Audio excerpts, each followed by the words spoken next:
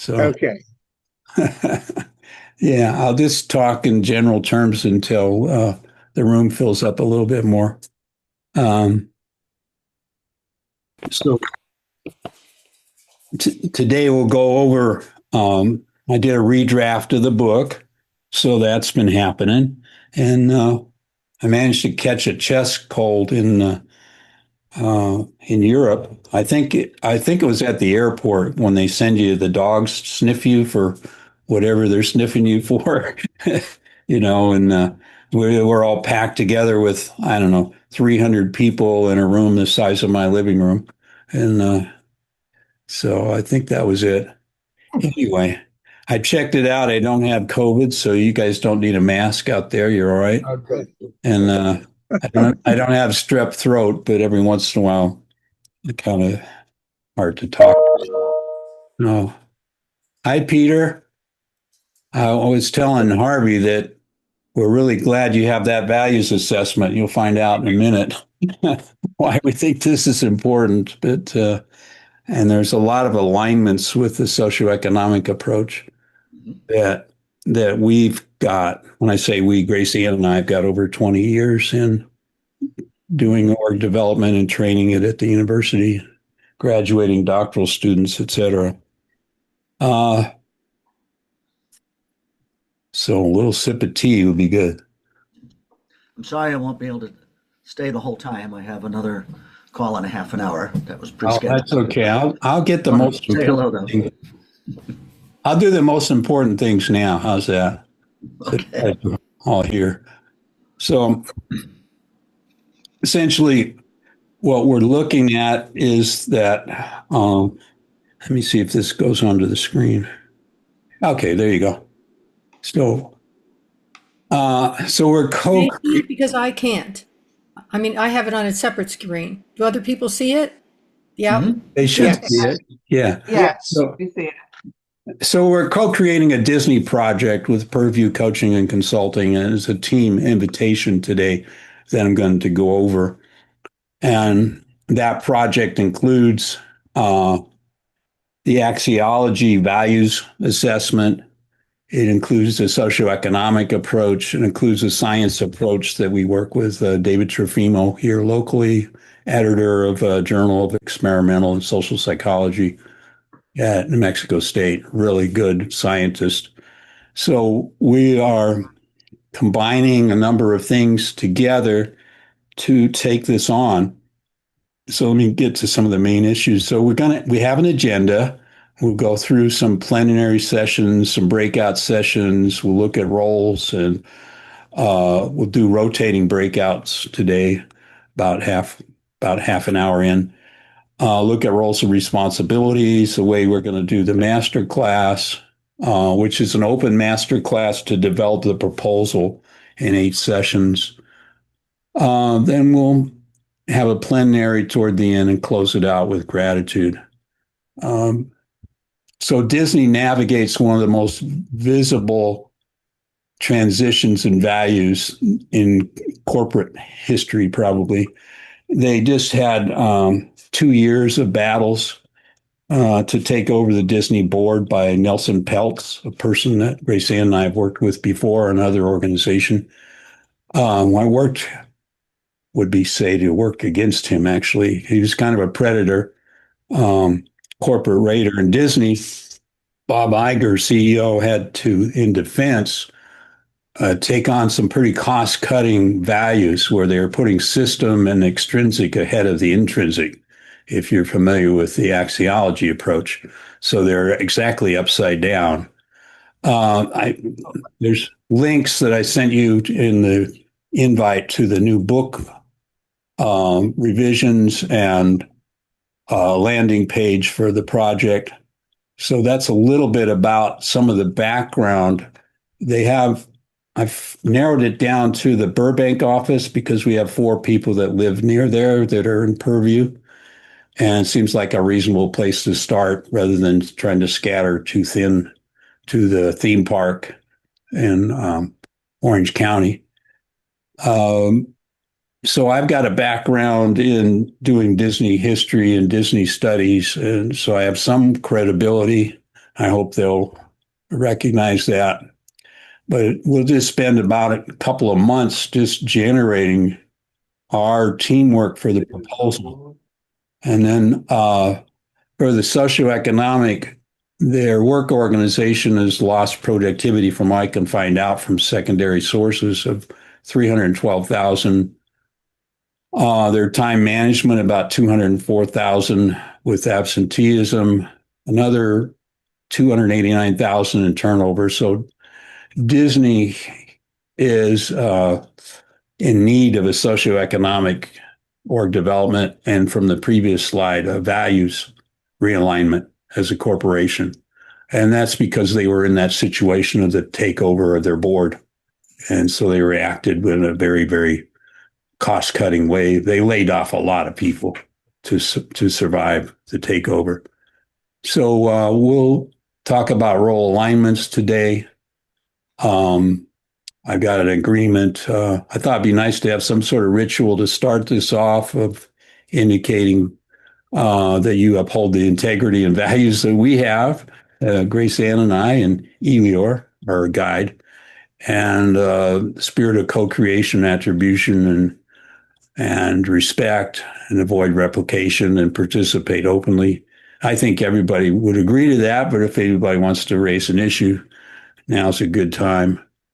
This is kind of 8 weeks. I want to kick that off pretty soon, and just it's for the people organizing the proposal, and so we can learn to listen to the untold story, do the diagnosis, energy and emotions of the system, restoring the values. A lot of axiology will fit in that week, and in week 5, the strategic narrative rebuilding process from disruption to coherence. So they've had a lot of disruption in the last 2 years, and things are just starting to settle down a little bit.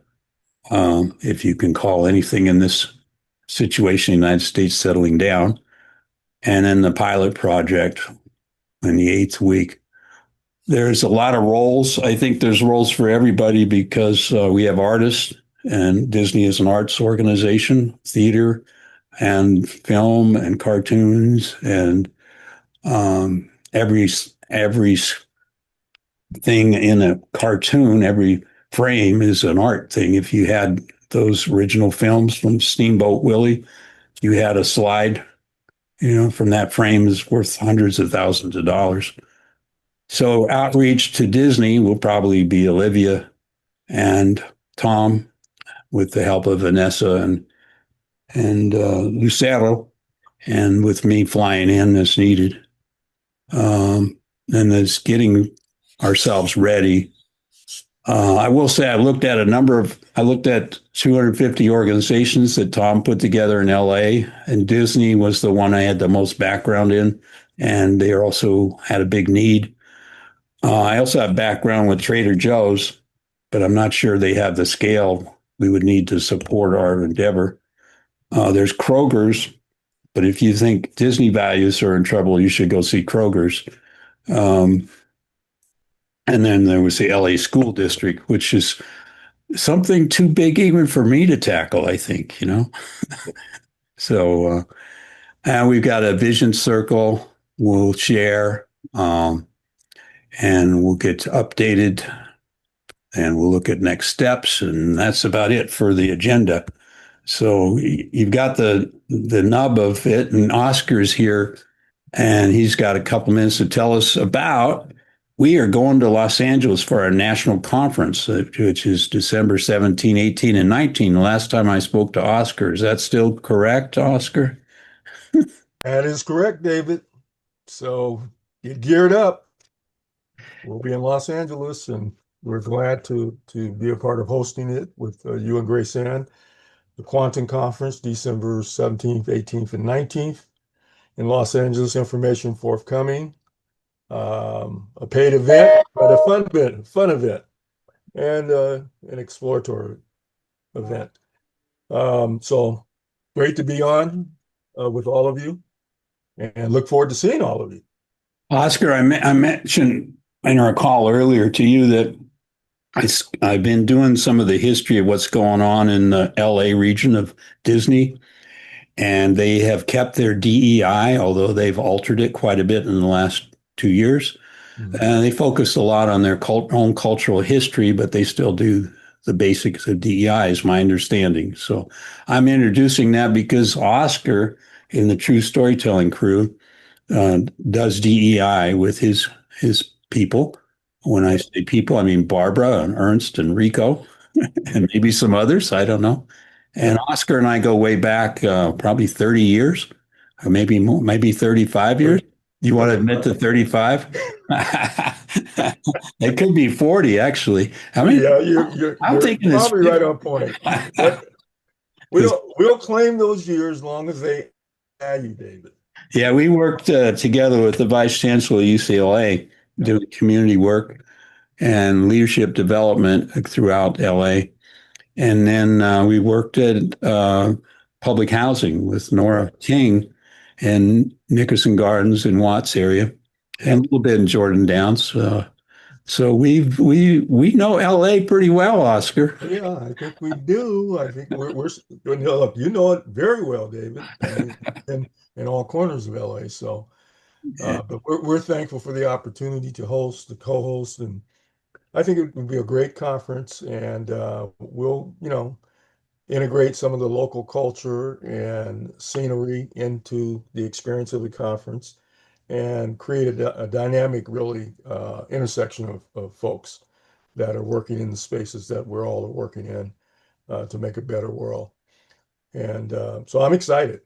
I'm excited that we have this opportunity to go deeper in our discovery and our ability to impact in a positive way. By the way, this screen backdrop that I have was I presented about a month and a half ago on a community engagement conference. It was an international conference of folks working in DEI, also just in terms of engagement. And story was a big part of that, storytelling in terms of getting folks to get on the same page in this plasmatic environment that we're in now. And so we've been at the work. We're doing an expansion, the DEIG group of our town. Some of you are familiar in the arts space with our town, and so we have our town events scheduled for Long Beach and Carson, California, that we're doing, which are community engagement around story and using the original 1936 Our Town update, right, 25, 26, integrating all intercultural groups to take ownership of their town. It's their town anyway, but we're giving them the opportunity to really voice and co-create their town going forward. So we're really excited. So I'm looking forward to it. Okay. Thank you, Oscar. And I know we're going to have multiple tracks. If you guys still working that out, or you want to say anything about it, or? No, I think we're going to obviously work out, but I think we will build on the tracks that you have been working with in the past, and we'll contribute some new ones that we've come up with in terms of just around the DEI work. One of the big ones for us, obviously, has been arts and culture, the impact of using arts and culture as an entry point to co-create how we exist and work together. That has been very effective for us. So we obviously would like to get input on a track related to that topic. And then also I've been working with students, university students around storytelling and leadership, student leadership on campuses with so many things that have been happening that created an opportunity for us to work with students and use storytelling and co-creation of their environment in the university and the intersection of the university with the broader community, which has been very exciting. I've been doing that at UCLA and then recently up in the state of Washington. So we got a lot of stuff that we can share in terms of the work we've been doing. I look forward to doing more and putting those tracks in and see what kind of traction we get from everyone. Well, thank you very much, Oscar. Appreciate you checking in with us, and stay as long as you can and go when you need to go. Okay, thank you. Thanks, Oscar. I want to turn to Olga. And would you introduce yourself and pick the next person? And we usually do a gratitude, and I'll start. I'm grateful that I got Grace Ann to put honey in my tea. So thank you, Grace Ann. Olga, it's your turn. Hi, hello everyone. Olga Blauk. I'm from Pennsylvania. I met David at the ISODC conference maybe like a month ago already. And I'm blessed to be able to join all of you and learn what you're working on. In terms of grateful, honestly, I have to be grateful for air conditioning. There's a heat wave here. I'm in Pennsylvania, and I know it's across a lot of areas, but um, I don't do well with the heat, so I'm grateful that I have air conditioning. Very cool. You get to pick the next person. Oh, how about Jack Ruddy? Thank you, Olga, and welcome to our terrific group here, led by Dave and Grace Ann.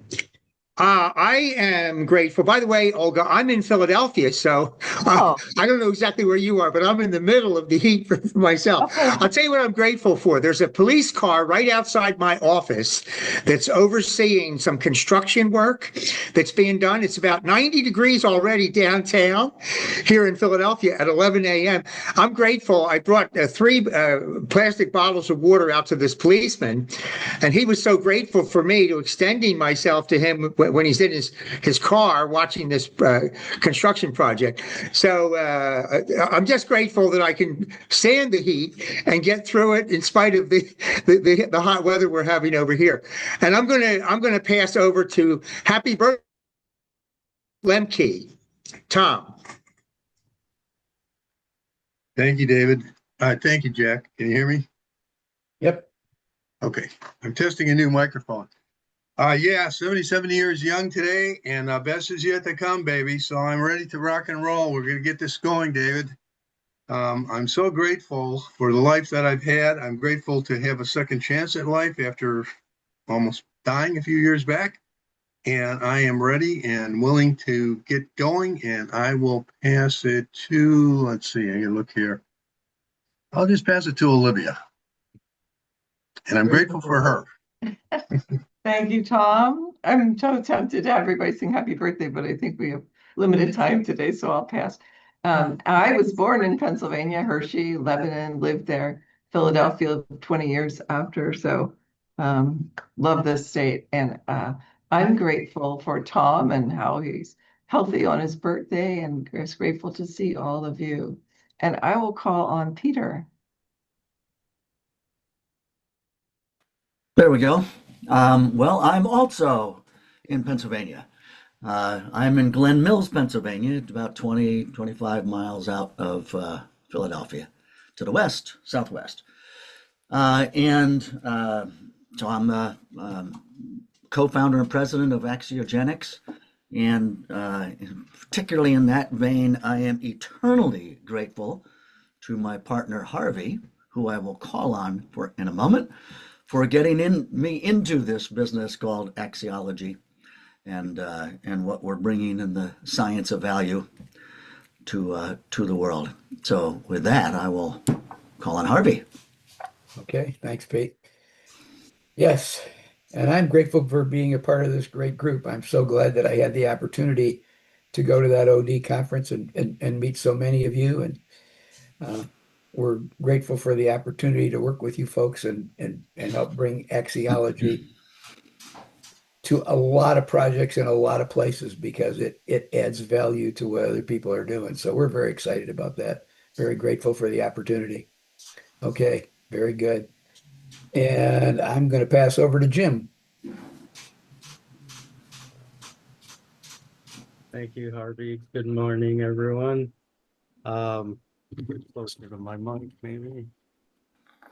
Anyways, I'm also grateful for air conditioning, since we have a lot of heat in Las Cruces, New Mexico here.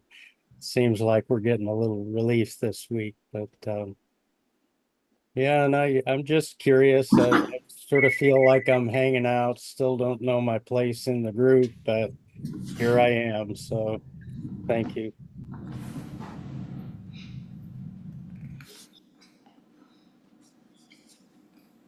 You have a place here, Jim, to choose the next person. Okay, I'll pick Joy. Everyone. I'm Joy Harris from Joy Can Help Coaching, and I work in Cincinnati, Ohio, and globally with busy executives to help find more confidence and less stress. And today I am grateful for the strength and the stamina that I have shown with my busy schedule that I have had here in June. And so I'm really grateful to be able to keep on that to-do list and to be part of what we're building here. I'm really grateful for that. So I am going to pass it on. I would like to hear from Amin.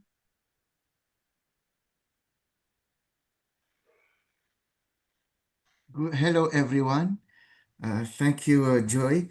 So I'm Amin Loukil. I'm a PhD student in entrepreneurship. I'm so grateful to be in this committee. I'm learning so much with you. What I'm trying to say, I'm from Canada, Fredericton. So New Brunswick, not in New Jersey, in Canada. They told me that when I was in Academy of Management, from where I come from, and what I would like to do, I would like to learn something that it is very powerful. David and Gray, they talk about, and as well Olivia, and it is about true storytelling, anti-narrative. And I would like to use, I hope it is actually, it is Dr. Duncan Pelly. Maybe most of you know him, okay? But would suggest me to read this book, to go through this book, that powerful book. And when and you know, there's things happen sometimes. They said the most important, the life is beautiful, is not about what you do. It is beautiful about the people you meet. So thank you very much for all guys. So I'm going now to pass over to Oscar.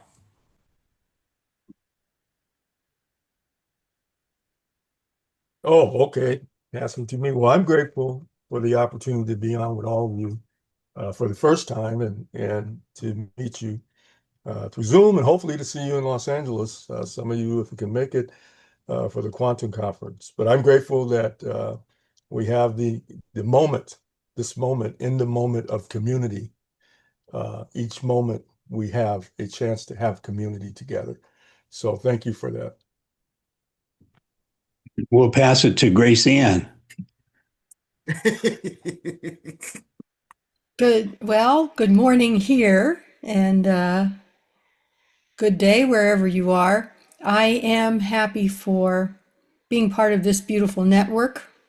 I like to make connections, and some of you know I make connections with horses, so leadership, teamwork, communication with horses, and I'm happy to add the axiogenics people to that network. I'm just starting to understand how this fits in, and I appreciate what each of us contributes in a different way to this effort. Thank you.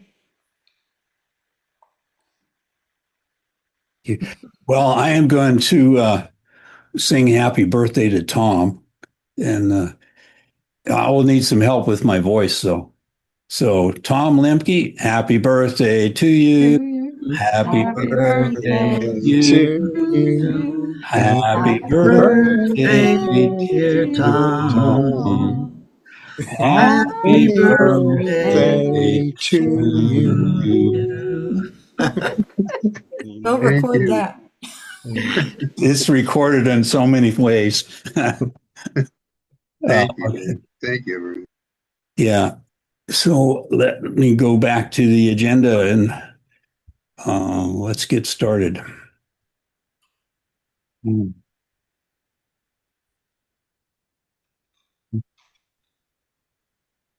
right. So we have this great opportunity to co-create Disney project, PerView Coaching, Consulting, and it's about changing values. It's about really getting in touch with values, I think, is what it is. We've had our gratitude check-in, giving you some of the context. I think we can talk about the roles now. We talked a little bit about the values-based collaboration, so let's go to that one.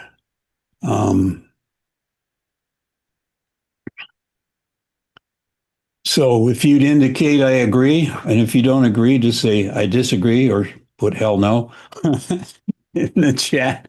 But I'm hoping you can sign on to our statement about integrity, co-creation, attribution and respect, redistribution of proprietary content, participate openly in feedback in the collective development of the project, and embodying transformational values as our role in this endeavor. So if you agree to that, I'd like to find out if you don't agree. So we'll look at that in a minute. Here's a kind of outline of 8 sessions. I want to start fairly soon. And just to get into the nitty-gritty of kind of the different methodologies we're pulling together in, I think, a pretty unique way. And we'll start with listening and then diagnosis of hidden cost. In the revision of the book, I've put a lot more material about the hidden costs and how to calculate them. And it's an indicator of what the human potential is. And the human potential is the value that many organizations, including this one that we're talking about, Disney, needs to develop further, needs to come back from a dead end that they reached the last couple of years in experiencing the takeover. They could have lost their way completely if Nelson Peltz had taken it over as a corporate raider. It would have been a disastrous turn, in my opinion, for Disney.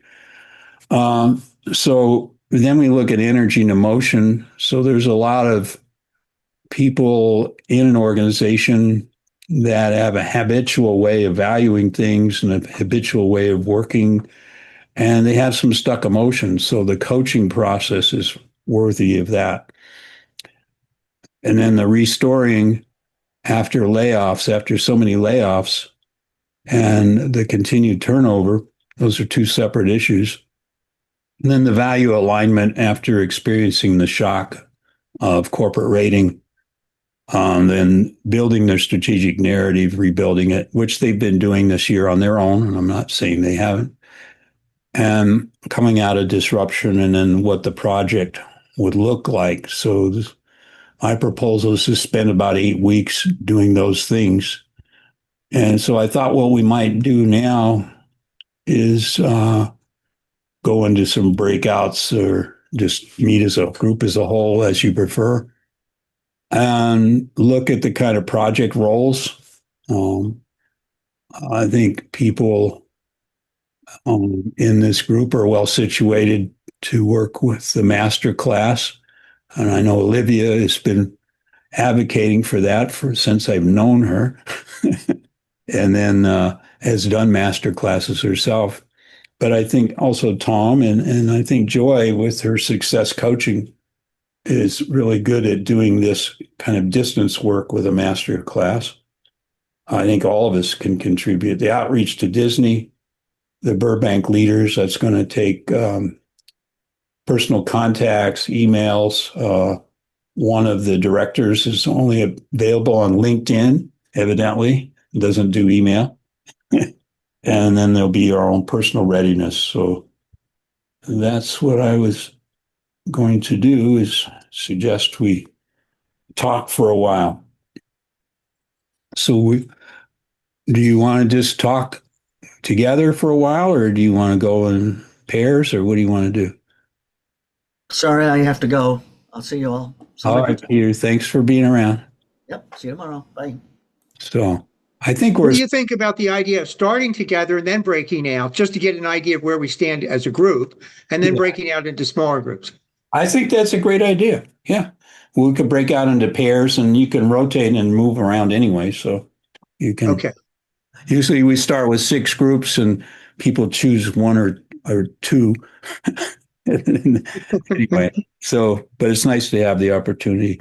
So what do y'all think? I love the idea. I think it's a great time. And as you know, Tom and I want to bring in our love and gratitude aspect. We're working on that. So, Tom and I talked this morning about outreach. Perhaps if we can get a physical address, that could be a lot more powerful. Maybe do that and electronically and see if one of them hits for these. Yeah, I sent you the address of the 2 principals at Disney that make these kind of decisions. So The email or physical? Did you? email, I got the physical too. It's in, Yeah. I put, Yeah, it's in the database.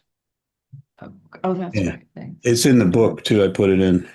I don't know if you know, but your daughter's here today too, but she's not on camera, so Oh, hi, Renee. she Yeah, didn't get picked. I promised her I'd never point her out in a group again. Oh, okay. I Hi. didn't promise that. So. You're just so funny. Hi, everyone. Happy birthday, Tom. Yeah, thanks, Renee. Thank you, Renee. Yeah, do you want to say a little bit about Glow, like what it is? Because I didn't want to put it in the book till I had your actual permission to put it in. Yeah, and if you need stuff, but we wanted to talk to you about actually how to do that the best way. But I've written a few books on leadership and one on bringing love into the workplace and how it helps everything about the workplace without getting into too much detail. And I even get into the science behind it. And Tom's studied gratitude and knows how that's so powerful. So we developed a program called GLOW, which is gratitude and love for organizational wellness. And it's really a set of practices and ways of being aware, self-awareness, communication skills that are helpful for team cohesion, company cohesion. And it's been a passion and we haven't really implemented it. So we're excited to bring that in. And if Tom wants to add anything. Yeah, as soon as you send me some material and the logo and all that, and I can find the references, we'll create a section and we'll put it in one of the featured modules for the 8 weeks of training. Awesome. Thanks. Yeah, thank you, Olivia. I have a question for Olivia. So Olivia, is the master class part of the pitch to Disney, or it's just a pitch to everyone on LinkedIn?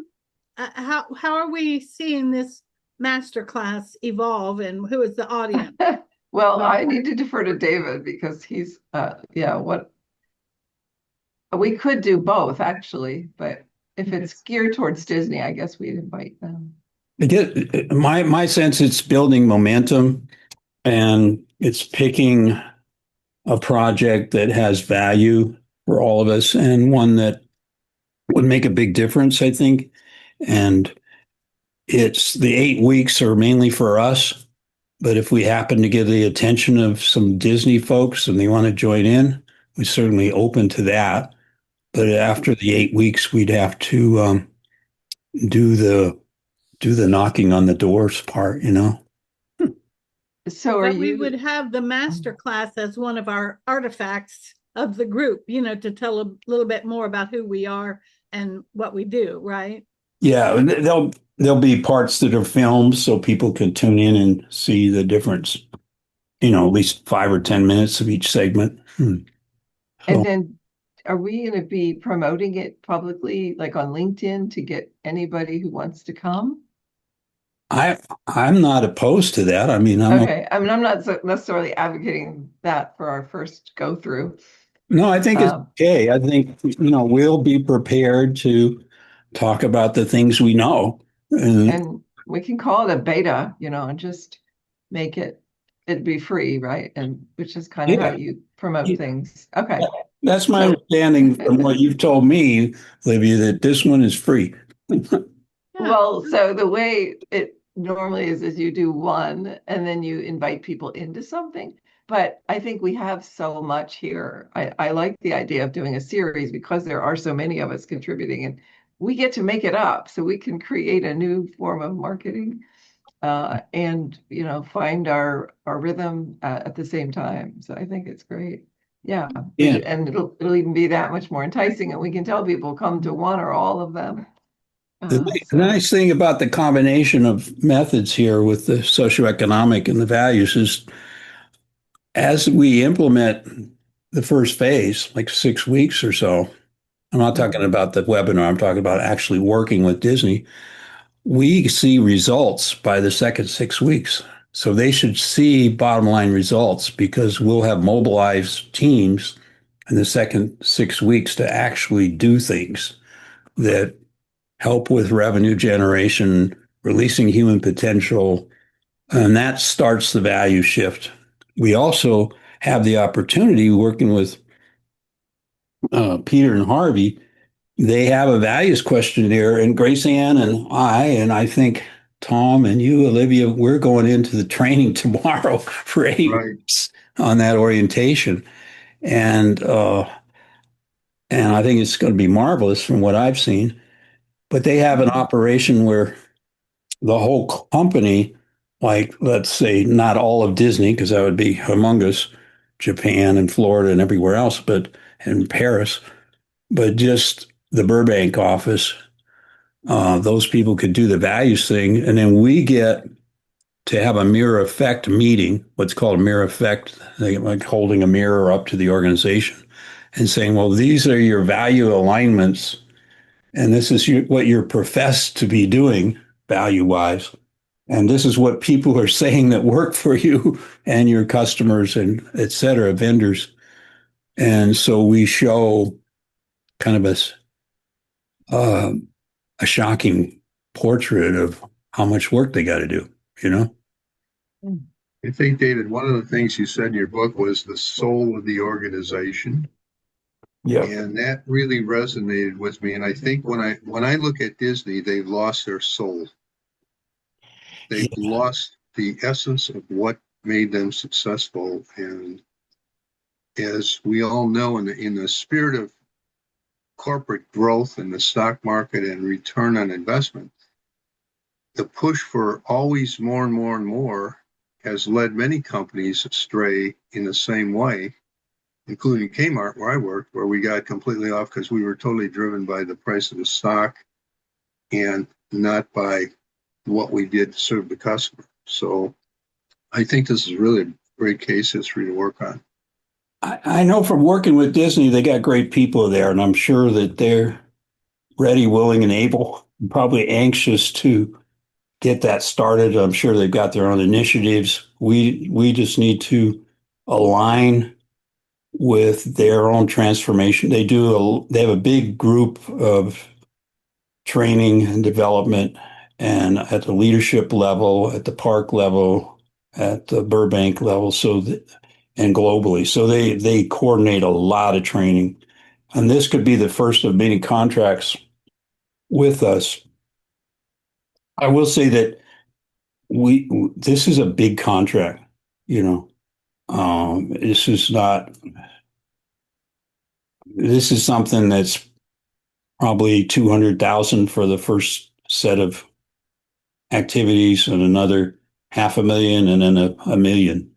And that might sound like a lot of money to you, but if we're playing at the level of McKinsey, KPG, others, Deloitte, then that's not a big amount of money,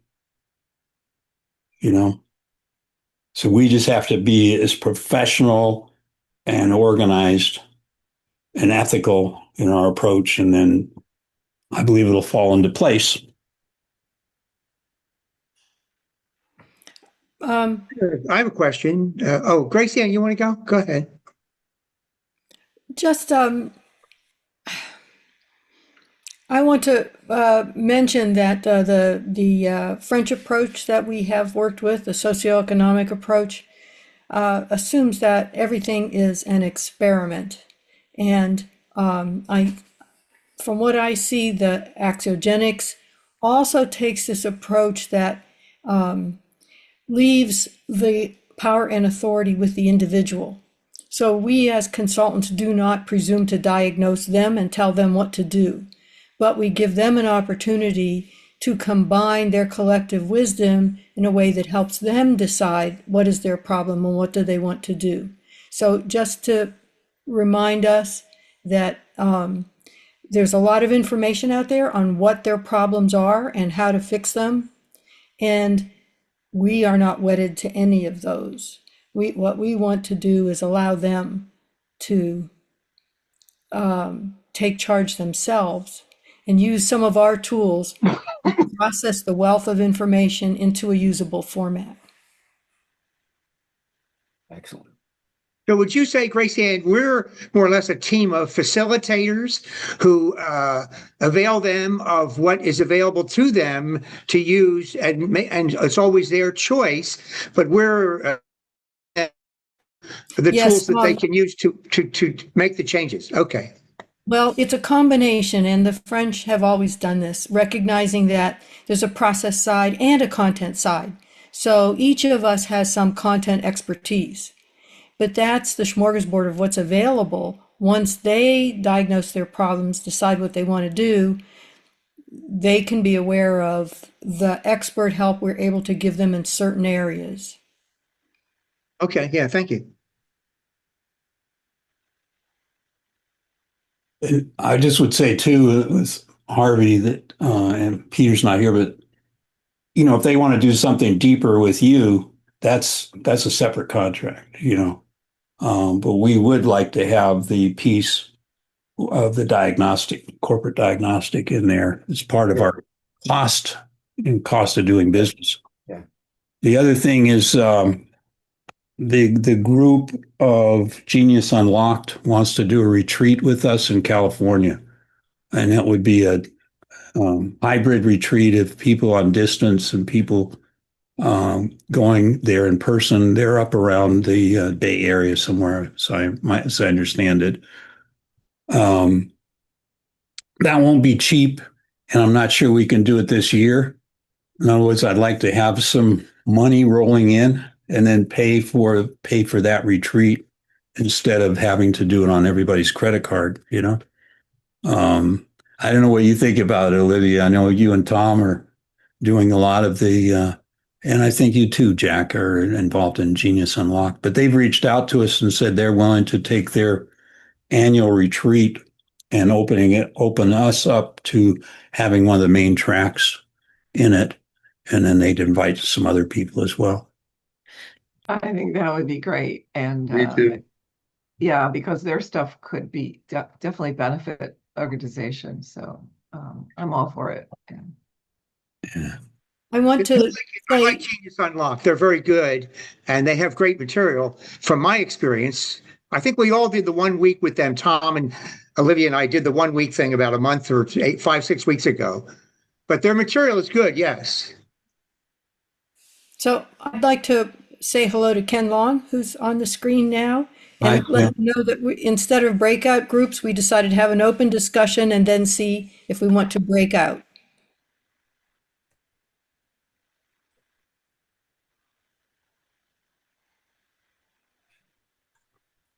All good here. I just finished soccer with the kids. 105 heat index. And they did a job of listening today. And we reviewed who we were and what our values were, and had a chance to have a little kid who'd been a problem on the field explain himself and why he was frustrated.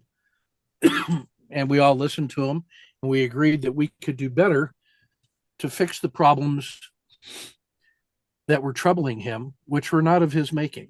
It was kids that were cutting in line and weren't listening to him as an older player, and he got frustrated and walked off rather than causing a scene, which I acknowledged, and I thanked him for the chance to listen to him and a chance to be a coach by him trusting us enough to tell the truth. And we all, I passive aggressiveness them into a commitment to do better, and we left with smiles on our faces.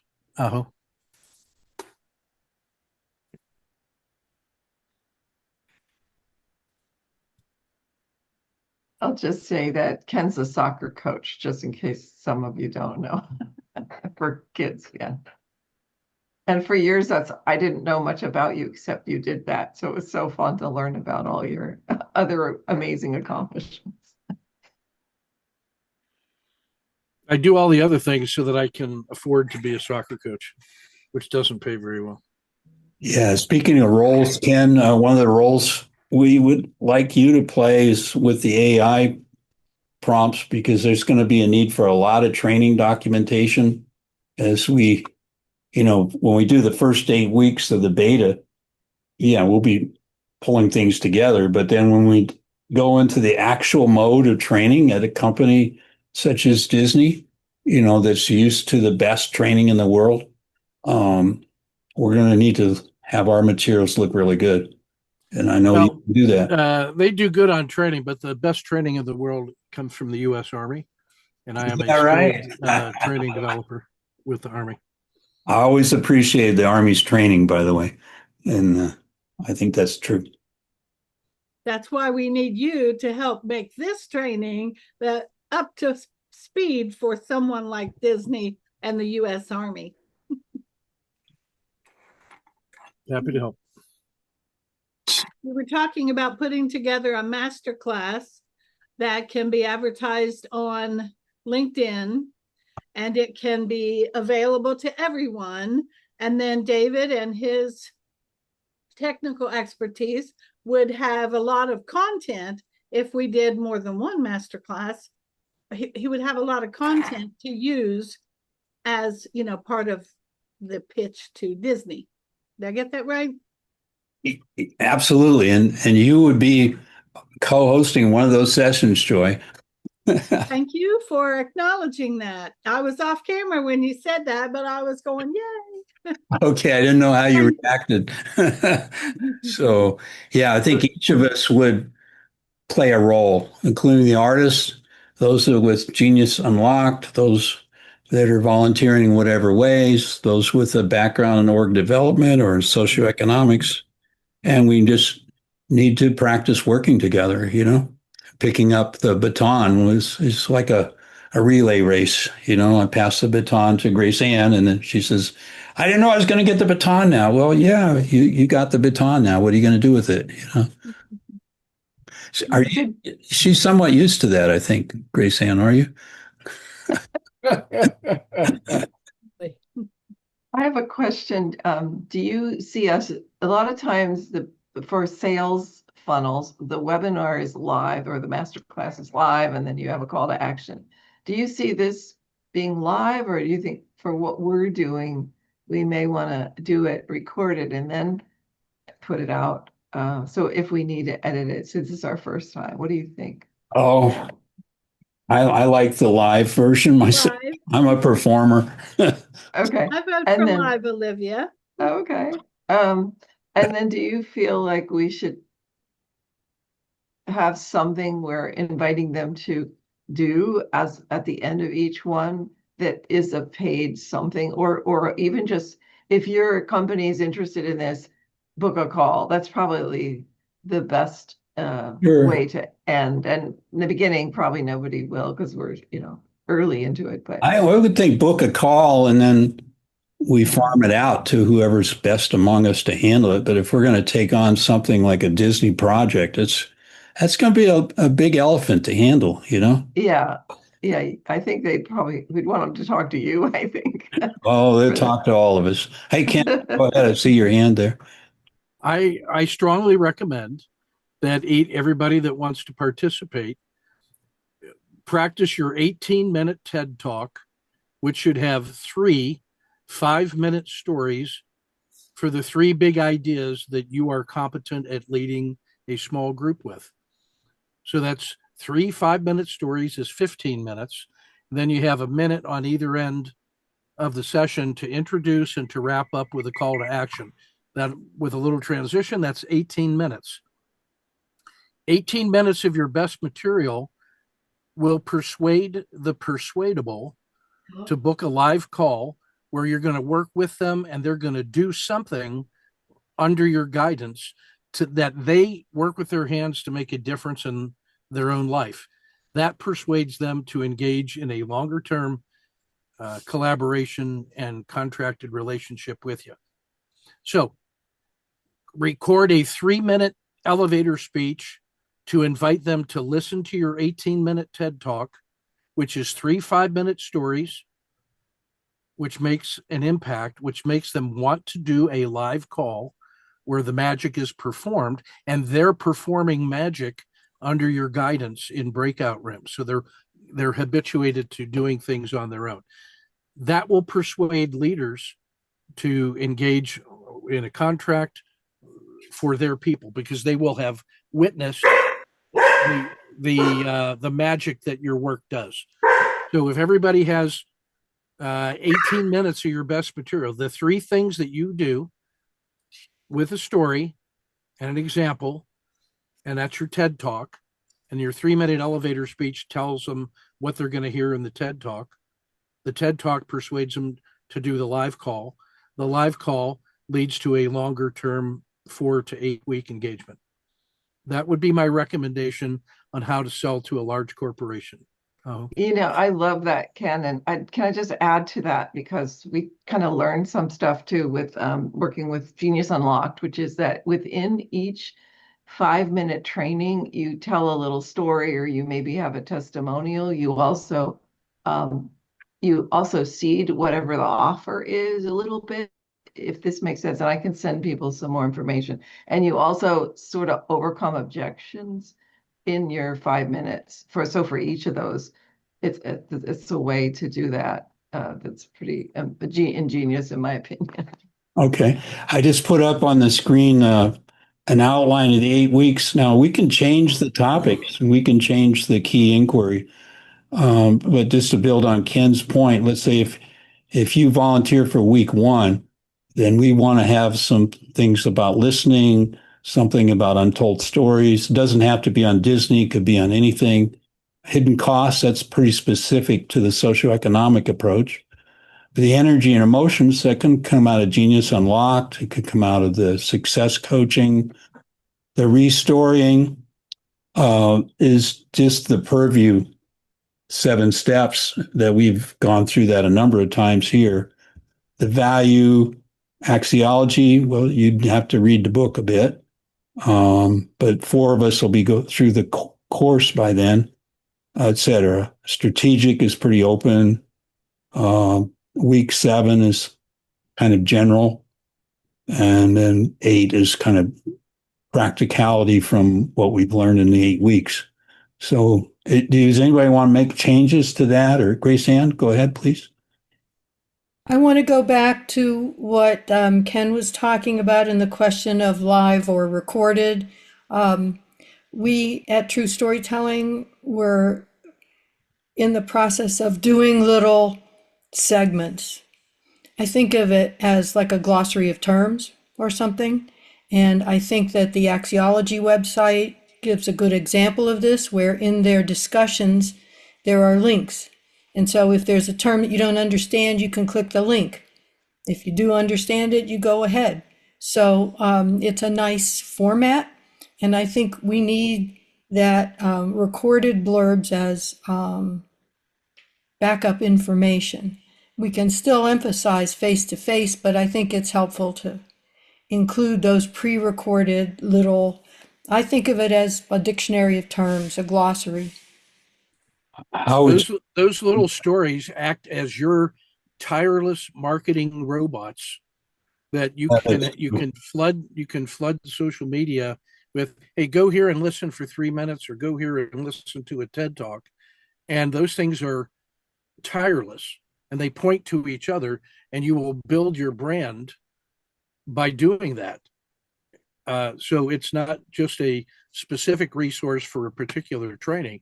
It is the leading edge of your engagement with the world that's looking for solutions. Over. Aho. I'm wondering, Ken and Jack, is it better to put those on LinkedIn than YouTube? I'm just not seeing a lot. All of them. All of them. Both of them, right? Both of You them. want them on Instagram, TikTok, YouTube, Facebook, LinkedIn, all of them. Alignable, I think. they all cater to a 1 minute show and tell. If I say a 3 minute elevator speech, but really you should be able to say what you're going to say in 45 seconds. I agree. Yeah, well, the trainers, they say, do have a 15-second, a 30-second, a minute, a 3 minute. I'll give you a working example.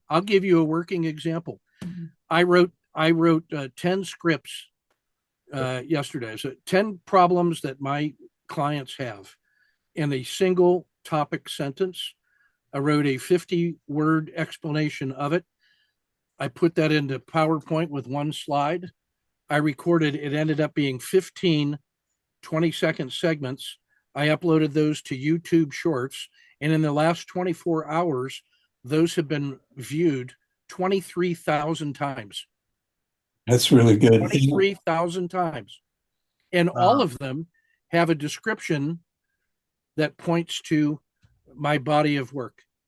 That's really good. I've noticed that when I put up something that's an hour, a half hour, or even 20 minutes, I don't get hardly any views, but the shorts, I get thousands of views from each short. So I think if we tape something, I would do it from the session, and you could also just tape yourself and then put the shorts up. So my procedure is I put the film up on YouTube. That's say 20 minutes or an hour, like this meeting, it'll go up on YouTube. Then I go to my cell phone and I pick out shorts, little 15-second shots. Those go viral pretty easily. David, do you use software? Or like there's some video script? I just chunk it up there because if I spend 5 hours on the hour video of this thing and I got 30 viewers, I'm wasting my time. Well, there's actually software that'll go in and find good clips for you. That's why I was saying Oh that. yeah, So, I like to do that myself. I'm sort of like Jim Rogers. It's an art form, you know.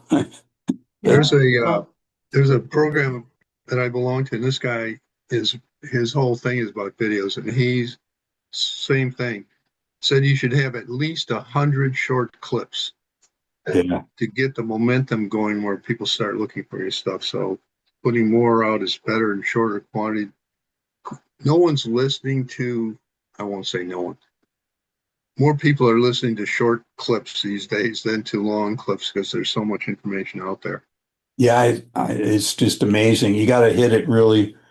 You got to be able to say it really succinctly in 15 seconds, you know, and that's it. Yeah, and that'll be a clip from today, by the way. So, I'm anxious to hear from Renee. How are you doing, Renee? Yeah, I'm doing really well. I'm grateful. I facilitated a women's ceremony in the forest yesterday, and it went really well. Yeah, just a healing ceremony to celebrate the summer solstice. Yeah, so I'm grateful to be here and learning from all of you, and yeah, I think like Jim, I'm trying to find my place in the group a bit, but I'm happy to be here. I did want to share that my stepdaughter, who I adopted from my previous relationship, her name is Harmony, and she's 27, and she's going to be working with Disney in the fall as an animator, so here in Canada. And she was concerned about working for them because of their history about how they've treated women. So I think this is great that this group is working to help them to find better values. So she'll be happy to hear that. Yeah, just to push my own research, the article I wrote for Academy Management Journal, which is the top journal in our field of management studies, was about the treatment of women under the time period of Walt Disney. And that brings up an issue I was going to bring up anyway, Renee, that, and I want to open it up to everybody.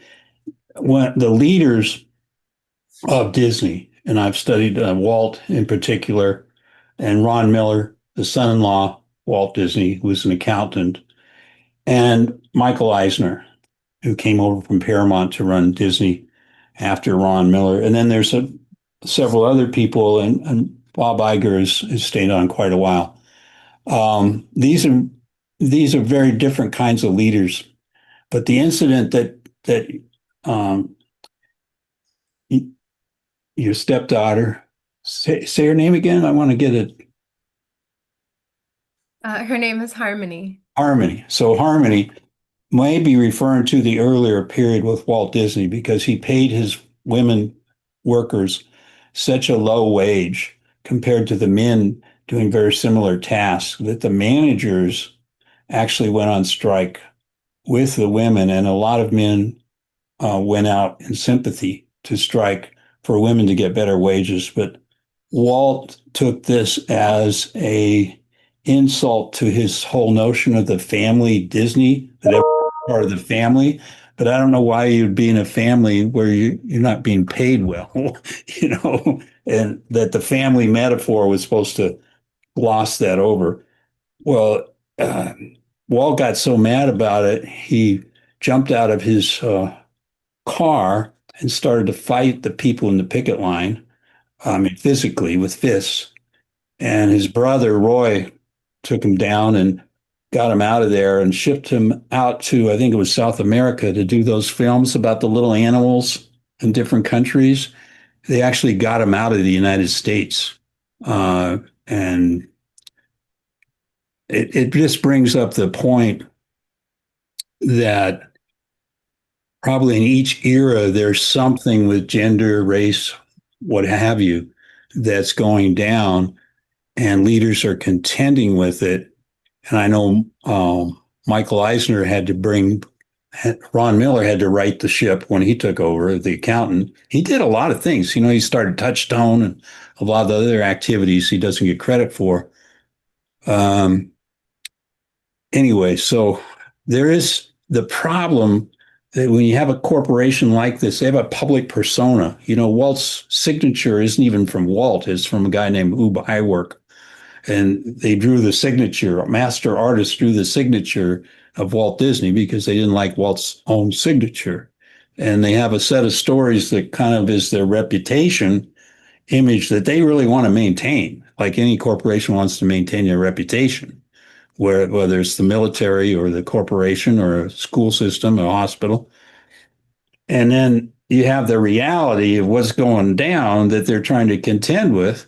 And these are two different sets of stories, and the values are still being in contention. Just because a leader wants the values to be a certain way, you're talking about thousands of people and hundreds of operations, and the whole tomorrow of different stories in different locations. Anyway, if you get a chance to read my article, check it on out for the history. It's something that your dad did, Renee. So, yeah, go ahead, Grace Ann. So I'd like to We have suggest. Joy. Joy's hand was up too. Sorry, Joy. Oh, That's okay. Grace Ann, did you want to go next? I was going to suggest that we move into deciding. I like the idea of the self-introduction thing and Ken's format. I would suggest starting with something, what I like to do best, and then a story about that, and then a testimonial, if you have one, that we do these short filmed introductions for ourselves. Because apart from the Disney thing, we need a general introduction of who each of us is. And I think it's something that will be useful regardless of the final format of our presentation for Disney. Are you thinking like 3 minutes? Is that what you said? Or... I think a 1 minute, you could do a 1 and a 3. Ken, what do you think? I'd start with a 1 and then a 3. There's a secondary strategic choice we got to make, and that is the David's draft 8-week, 8-lesson structure for Disney is a PerView structured approach. So there's a certain topic and a task and a discussion and an outcome that builds towards a comprehensive solution to help them restory. If I'm doing that, then I need to know what my role in the collaboration is.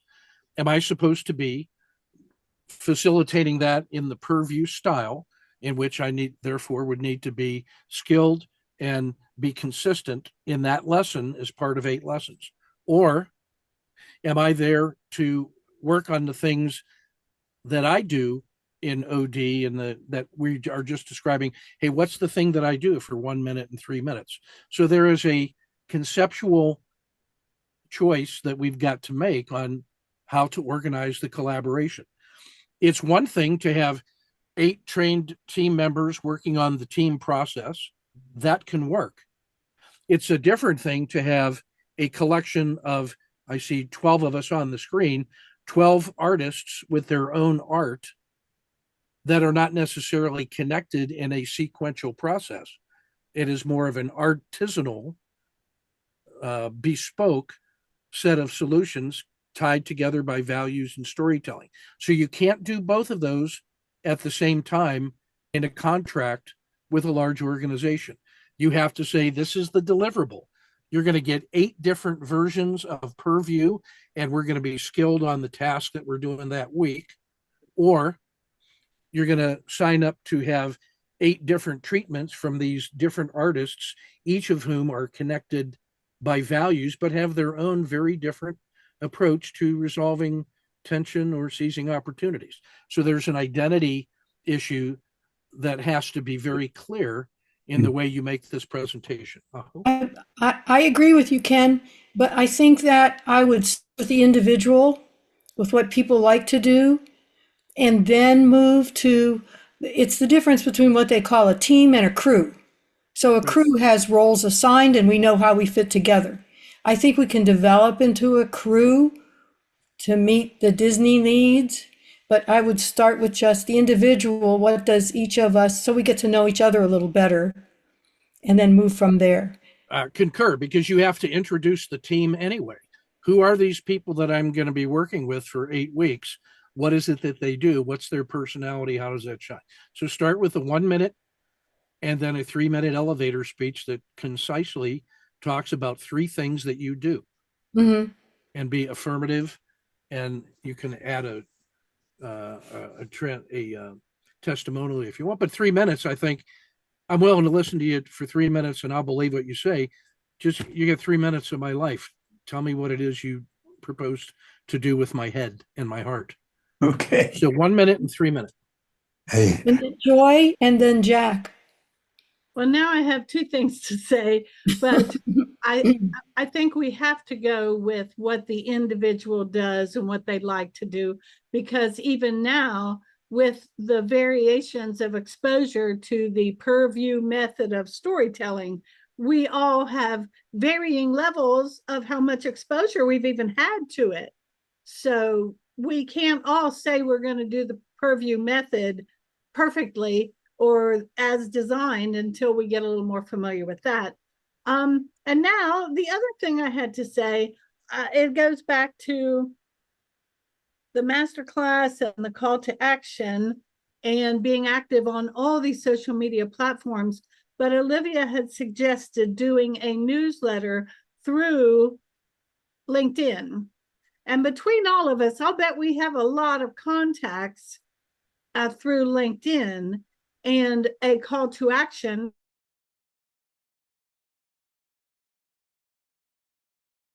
engage with someone, and is your organization interested in this, but to be able to sign up to the newsletter to stay up to date on our announcements and updates. And our announcements can be as simple as a new YouTube video or new information that we want to announce, our books, each individual, our little introductory shorts and things like that. But I wondered where we landed on that newsletter. Did we decide that that's a good idea to do that? I think we did. Yeah.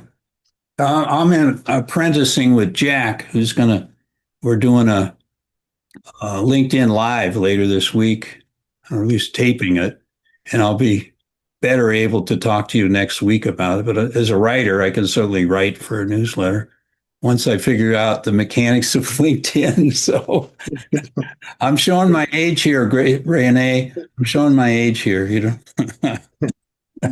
And regarding Okay. the newsletter, just a second, Jack, I'm sorry, just we either could come up with a central one. I don't know how that would work. I think it's tied to one person's account.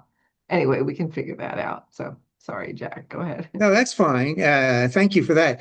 I was thinking, listening to Ken and listening to Grace Ann and Joy, I'm thinking, especially when Ken was talking about the 1 minute, the 3 minute, we as a team or a crew, as Grace Ann says, spending more time together as a group as we define ourselves and develop a team synergy together, we become an example to a client or Disney or whoever it might be of what we want them to become in a way.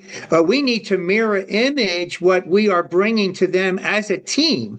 And by working together and defining our roles and getting to know each other in a more familiar way, I think what Ken is saying becomes more realized and becomes a bigger part of who we are, as opposed to just allocating, you do this role, you do that role. Getting to know each other and appreciating each other on a higher level brings us with a much more powerful group in the overall picture. That's just my thought of the model is that.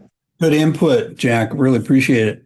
When I put the book together, and I revised it again this week, and I'll keep revising it as we go through this, by the way.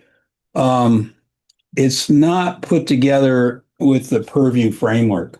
I just want to put that out there. The PerView framework is the 7 steps, and it's the restoring part. It's the view, that methodology. But I'm linking it up with the socioeconomic, which is the actual costing, the revenue structuring, the intervention teams, all of that. That's got nothing to do with PerView. That's a separate step. They're in relationship, because you need to dig deep with PerView to unlock some of that human potential that you're trying to unleash with a socioeconomic approach. So socioeconomic has its own 5 tools. It has its own dimensions. It's very compatible with the axiology values because it's the human potential. That value is the big value that they keep circling back to. They're taking people, some very autocratic companies around the world, and they're showing them if they change to the value of the person and treat that as more important than the processes and the things and the annual reports and all the rest of it, that they're going to end up better in the long run. So it's a very big switch in value orientation when you add the axiology with the scene. And the PerView doesn't have that explicitly as the axiology and scene do. The other piece that's in the book, I encourage you to look at the book, is David Trofimo's work in science. So he's got the newest approach and the most validated approach to statistical analysis of these things. And I like Harvey and Peter's method of the rank ordering because I'm pretty sure David Trofimo would find this a very valid methodology because it doesn't work out of means, it doesn't do null hypothesis, it doesn't do a number of things that you all may not be familiar with, but David Trofimo grounds it into our head every time we meet with him, which is usually monthly. Grace and I go to dinner a lot with him. And he is leading a revolution in statistics. And if we use the newest statistics, nobody can touch us because we're doing the method in a way that even socioeconomic isn't calculating it the way that we'll be calculating it. You know what I'm saying? Because we'll be at the cutting edge statistically of science. And we won't just be doing an experiment to do an experiment like a lot of org development and change projects. They just, we'll do a project. We'll throw some flip charts up there on the wall, a few Post-it notes, and everybody run here and do this. we will prove by the numbers, by the qualitative quotes that we gather, by the quantification of the frequencies of these problems, and by the financial analysis. And this is where I'm going to ask Ken to jump in at that point in our training in the 8 weeks, because we are going to be talking to people about the finances and how that number system is driving their values, perhaps into the ground. You know what I'm saying? So that if you look at the book, it bridges together the neurolinguistics from Genius Unlocked. It bridges together the axiology of Peter and Harvey. It bridges together 20 some years of training Grace Ann and I have in the socioeconomics. And it links up the PerView as kind of something we can do with coaching, because I think the coaching part has to be complementary to the consulting part. We launch these groups, which it takes a bit of orchestration. When you unleash in Disney, say 20 groups in their organization to start making changes, where they're brainstorming a project, they're to get implementing the project, they're evaluating the project, and then redesigning the project for the next phase. That whole cycle, I think you're familiar with it, Ken Long. I think you had some background in it when we did the. Yeah, I do. Let me just say this. If I were going to approach Disney from a quantitative finance improvement direction, you got to realize that there are 10,000 MBAs that are experts in quant and statistics in Disney who are going to be nitpicking and troubleshooting every claim that we make that says that there is a causal connection between artful storytelling and visualization and a quantitative bottom line. And if I'm in there talking about that, I got to be able to make that argument and show evidence to support my claim, or they're not going to listen to me for more than 2 minutes. Now, there's a world of difference between asserting that, from our personal experience, storytelling and reframing and embodiment will change the way that you think and those around you on a small team. There's a miles and miles between that and a Fortune 500 company that you're going to propose to make a change to their strategic vision and culture and direction on the basis of what evidence. So I would be very careful about how far down the rabbit hole of causal, financial, quantitative modeling to prove that quantitative storytelling works. I've run a project to reorganize an entire Army installation. It took 18 months, a team of 25 trained quantitative modelers, and we never changed the culture. In 18 months, we made major changes in how they did cost accounting, but we didn't make any changes in the culture. That was a bridge too far. So I would be, my advice is that be very clear about the claims you're making and the evidence in support of it and what it is that you're asking them to do. You're asking them. Yeah. So that's my. I agree. 2 cents. So this is like, you know what you get if you're going to hire McKinsey. You get the McKinsey model and train McKinsey practitioners that are and decades of evidence of effectiveness. And that's a different animal. Let me back up here and agree with your claims.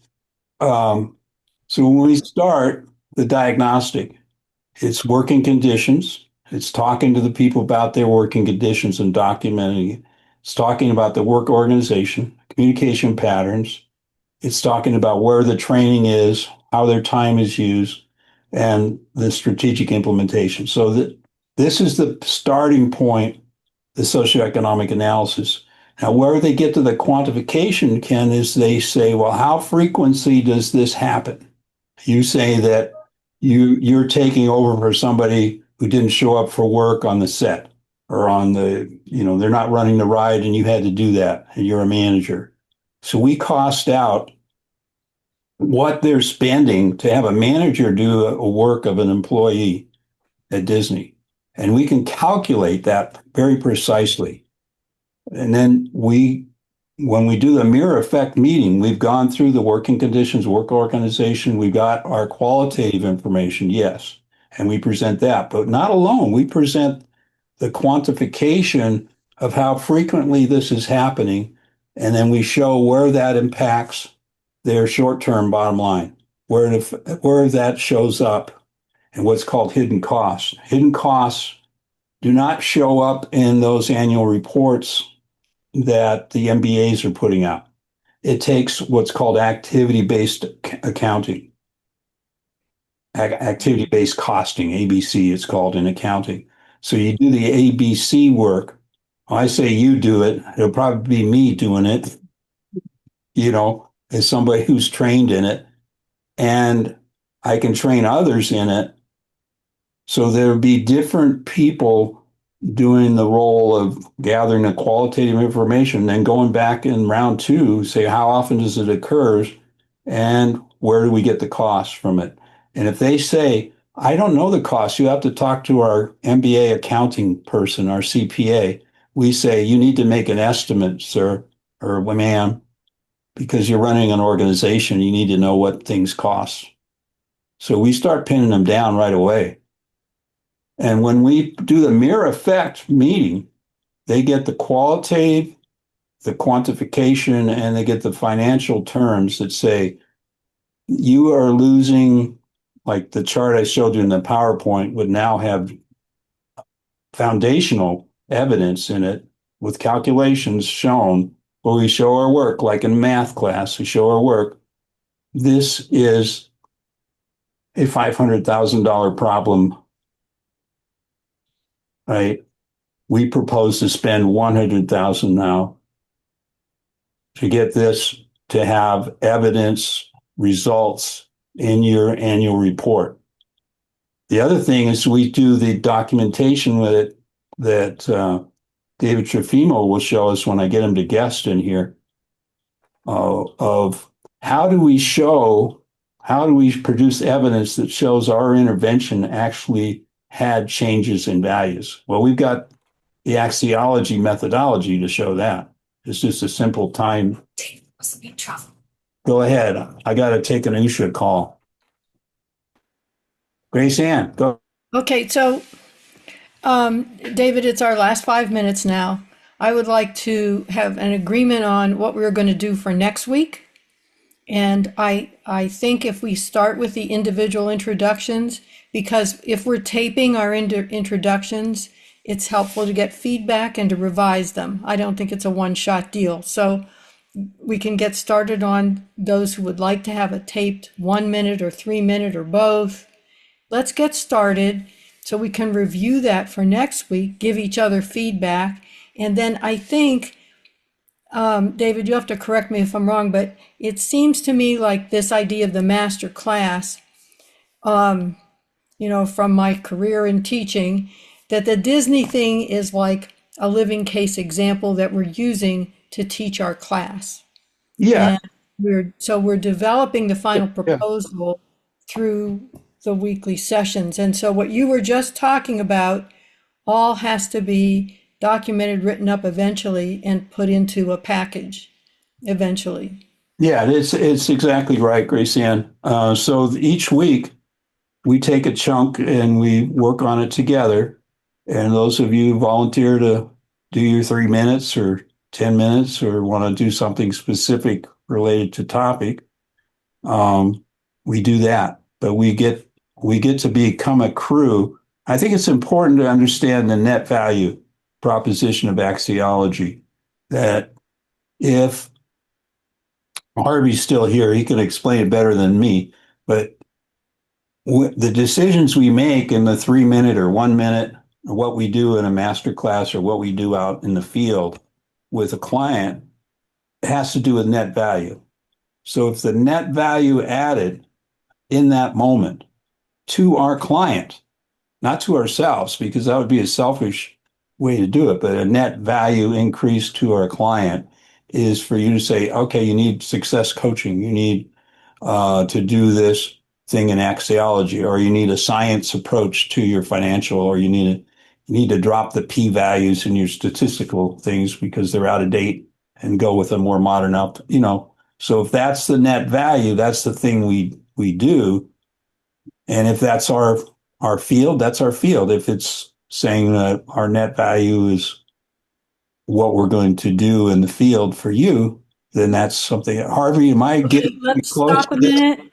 Yeah. I'd like to go around and see if people want to do their 1 and 3 minute thing, at least a script, if not a film thing. Does this sound like a good idea for next week? Yes. Yes. Okay. Any questions about it? Ask them now. Now, the other thing is, let's do a wrap up of what did you like today? Oh, you're so good, Evan, Grateful Grace for today. Evan, the For Grace student. Ann, I pass it on to Harvey.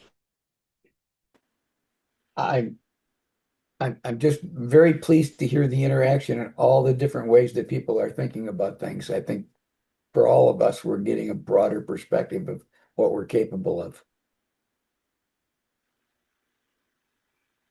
You get to choose, Harvey. I get to choose. Okay, Jack, you're up.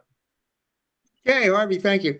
I'm glad we decided to do the big room instead of the breakouts because I think it turned out to be the most productive. Very stimulating time and a lot of ideas and the beginning of a big movement to where we're going. And I will pass it over to Grace Ann. I am, as I said, I like networking and I really appreciate the deeper understanding I have now of what each of you is interested in and how you want to contribute to this worthy process. Thank you.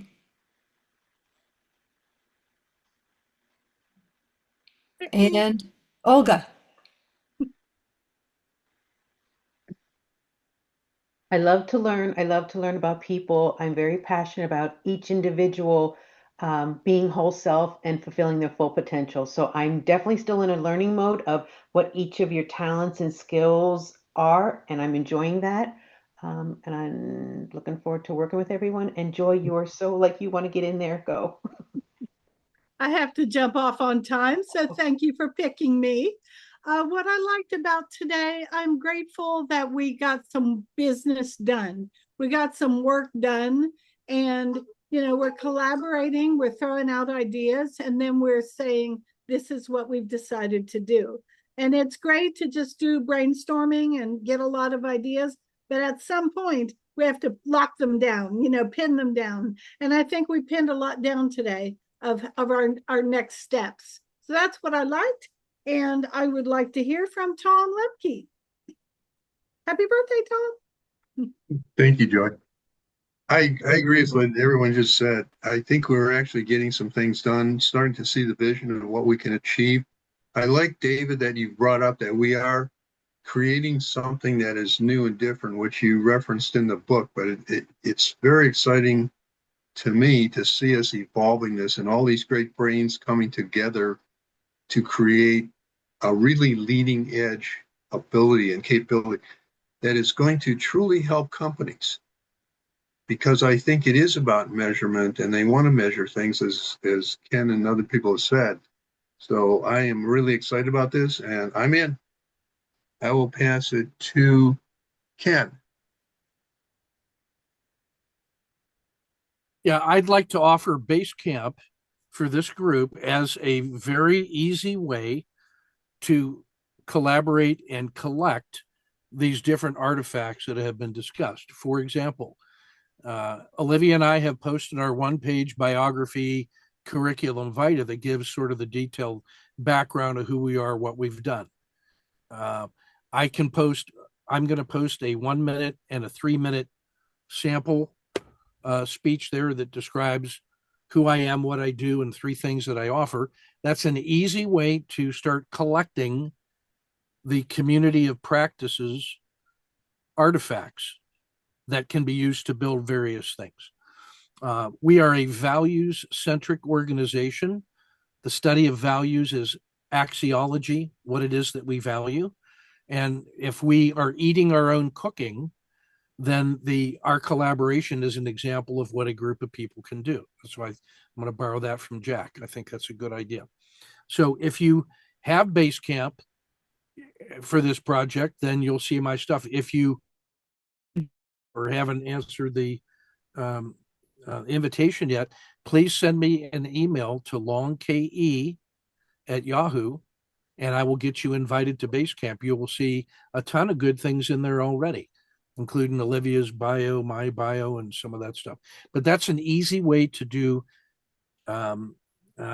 asynchronous collaboration, and it works.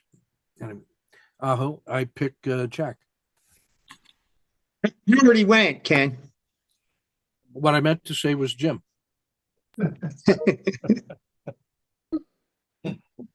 Well, I'm still trying to figure out where I belong, but I'll work on a 1-minute elevator pitch of what I like to do.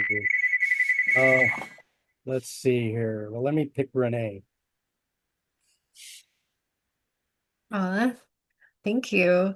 I always enjoy these calls, and I always learn so much from all of you, and just appreciate your time. And yeah, I'm happy to submit something. I'm not sure how I would fit into helping yet, but I'm willing to explore that, and maybe I'll just send my background and my dad can get it out to all of you, and Sure. you can let me know how I might be able to support this project. And thank you so much. Yep. Ken, could you repeat your email address again? I'm sorry. It's in the chat, but it's long, Longke, one word, Longke @yahoo.com. Yahoo. Okay, very good. And I wanted to pass it on to Amin. I hope I'm pronouncing your name right. Yeah, thank you, Renee. Yes, indeed. So for me, I'm not sure how I will be right now as a student of a good value. Okay, I'm a PhD student. I wanted what is missing maybe today we did not hear about when we like to persuade people maybe to create about debate, because debate provide and will be get much more learn about to get how said a good argument in front of people that sometimes don't see the world or things differently.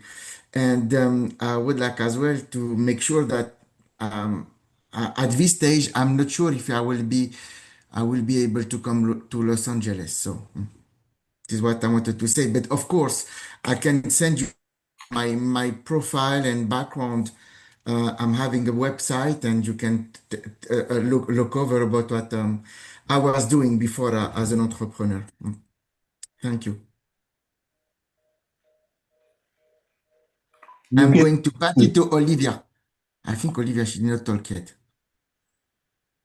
Thanks. I mean, yeah, I wanted to say Ken has a prompt for Chat GPT or AI to write your bio. So when you see them, they're long, but they're all written by AI. So it's really easy to do.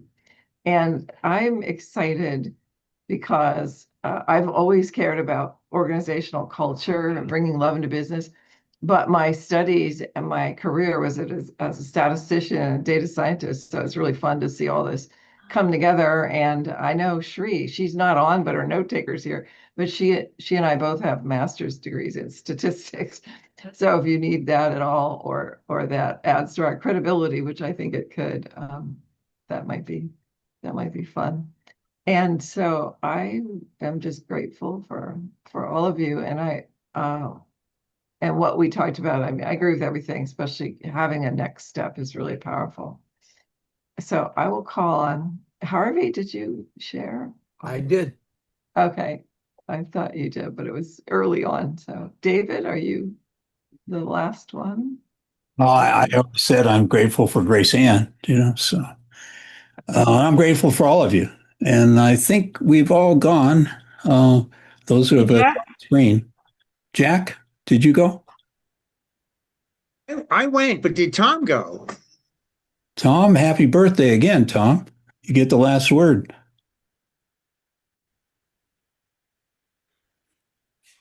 I guess you go again, Tom. Yeah, I already went, but yes, thank you. It's great to be alive. I enjoyed today. I enjoy my life, and I'm so grateful to be part of this group. I think we're on the forefront of something that's really going to be awesome. And I'll end saying I believe that I'm 77 years young, and the best of life is yet to come. And I think the best of what we're going to do in our careers is evolving now, and it's going to be the best work we've ever done. So thank you, David, for putting this all together, and thank you, everyone, for being part of it. I'm honored and humbled to be part of this group. Thank you. Thank you all. I want to add one other little thing. We didn't follow up on the newsletter idea. I think it's a good idea. I think we need to do it. I can't take it on myself, but I think for the next meeting, I have it in my notes that we discuss it again. And I think the newsletter will need artwork along postings, and I think the coaching side of our smorgasbord of things available will include plant medicine, Reiki, all of those other things. I think there's a place for everything. I just say encourage you to save the chat if you haven't been able to follow it. There's a lot of great stuff in there. Just click the three dots. Just a quick thought. I just want to add before we end. We teach a thing called the definition of good. And the definition of good is something is good to the extent that it has all the properties necessary to fulfill its purpose. Now, if you think about that, it fits for everything in every situation. So when you're talking about Disney, what are the properties, intrinsic, extrinsic, and systemic, all the properties, whether it's financial or staffing or whatever, what are the properties necessary? What has to be developed, created, used that will actually create and fulfill the purpose? So even when we're talking about doing our little 1-minute pieces, it's what's the purpose, and then what are the elements? That's what Ken was telling us earlier, the elements that have to be part of that to make it fulfill the purpose of doing them at all. So just play with that definition and you'll see that it applies to everything in your life. Thank you. And we're looking forward to our training tomorrow, Harvey. Good. We're glad to have you folks. We're going to take this to the world. That'll be great. Wonderful. Okay. Bye, Thanks, everybody. everybody. Hey, Have a good one. bye. Bye-bye. Bye. Bye.